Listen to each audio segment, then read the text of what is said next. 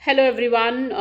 This is Archana, and I was wanting to create this video since 2 3 days, but somehow or the other I could not get the time. Actually, I want to conclude Bhagavad Gita as per my 3.5 year of teaching experience. I have been teaching Bhagavad Gita since 3.5 year. So, frankly speaking, every day when I go through the shlokas, the same shlokas again and again, I realize that I'm going through the shloka for the first time. So, I don't even realize that I have already taught this Bhagavad Gita since 3.5 year. So, that's really a miraculous for me. So, if I have to create some bullet points to understand what is this Bhagavad Gita, I would like to say 2 3 bullet points as per my conclusion for Bhagavad Gita. The first thing that the Lord Krishna wants to make us understand is that he's asking us to prioritize. He's teaching us to prioritize things. So he says that when it comes to prioritization, learn to prioritize your sadhana and yoga and meditation, because your sadhana, yoga and meditation will help you to transcend this mana buddhi chitta ahankar, this bodily attachment, the gross body attachment, and the subtle body attachment, and then you'll be able to transcend.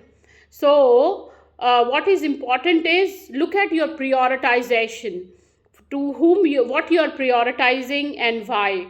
So if you're not prioritizing the death, and if you're not prioritizing to transcend the mana buddhi chitta ahankar, somehow or the other you are doing the great injustice to this human birth. Another thing that the Lord is wanting us to understand, that the spirituality is not a rocket science and it's not a miracle. It is all about the persistent practice, commitment, and discipline. Okay, so once you have learned to prioritize your goal, just try to act upon it on a regular basis. And for that, you will have to sincerely work, because there's no rocket science. Once, like those who believe that there would be a Haituki Kripa and the spirituality will dawn upon him or her. No, nothing like that. We will have to work on a daily basis by setting up a goal. And this is one bullet point which I believe that Bhagavad Gita is wanting to share to all of us. Third thing which Bhagavad Gita is trying to communicate is that try to learn Bhagavad Gita, or try to impart this knowledge of Bhagavad Gita since the beginning itself. So if someone is child, this Bhagavad Gita knowledge is to be transmitted to him or her, because there is no point in holding Bhagavad Gita at the end of your life. Rather, when you will be holding this particular knowledge at the end of your life, it will end up in giving you more regret, and it will put you in guilt, because you will have this realization that what have you been doing throughout this life. So this is the scripture which need to be carried from the beginning itself, because there is no point in holding this Bhagavad Gita at the end of your life.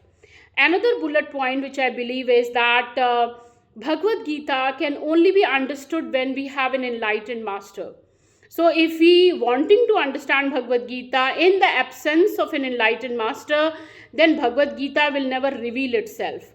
That is a very strict criteria of understanding Bhagavad Gita, that you'll have to have an enlightened master, the guru, for yourself, and you have been in touch with him or her.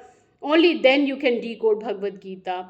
The slokas are so intense that it needs the collective energy to understand the topic.